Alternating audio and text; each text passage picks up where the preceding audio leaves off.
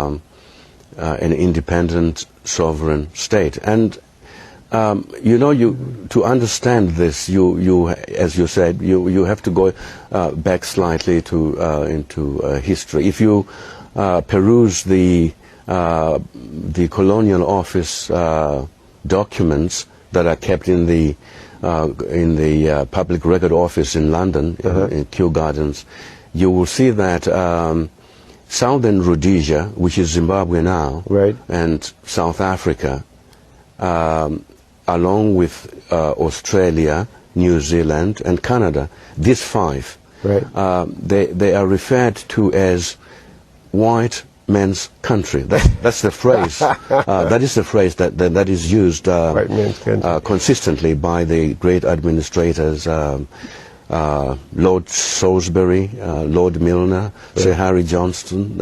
They all refer to these five as white man's country. It's a policy that was predicated on two sub-policies, or it rested on two pillars. First, the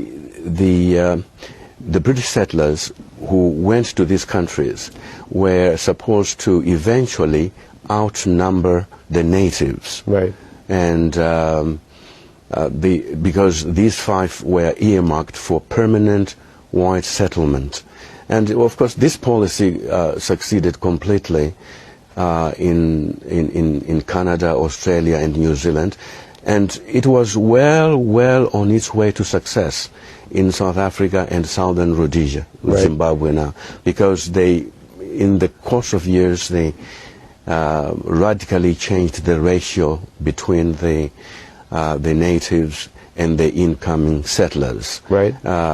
As we speak now, in South Africa, the ratio is 1 to 10, where 3 centuries ago, previously, it was 1 to 19,000. In my country, it was 1 being 1 European to 19,000 natives. And now it's 1 European to 10. Now it's 1 to 10, yes, in South Africa.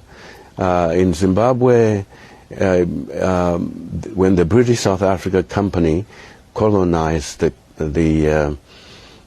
country in 1890, 4 years later we have figures which showed, that's in 1894, showing that in their estimation there was 1 white man to 17,000 natives. Right. But at the height of the Federation of Rhodesia and Nyasaland, which lasted from 1953 to 1963. In 1961, the ratio had been changed to 1 to 13. Right. You see, so that is that's one aspect of this policy. The other aspect has to do with land alienation. Right. In all the 5 countries, the natives were removed from their land. Correct.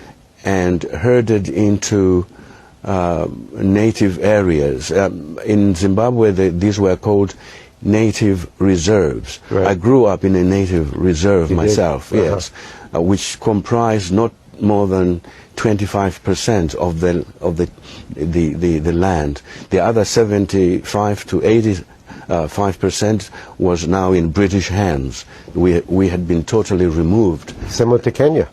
Yes, that happened also in Kenya, but not to that extent. Right. In Kenya, it was only what they called the White Highlands. Correct. These were the highlands which were cool and regarded as good for white settlement. Right. So, and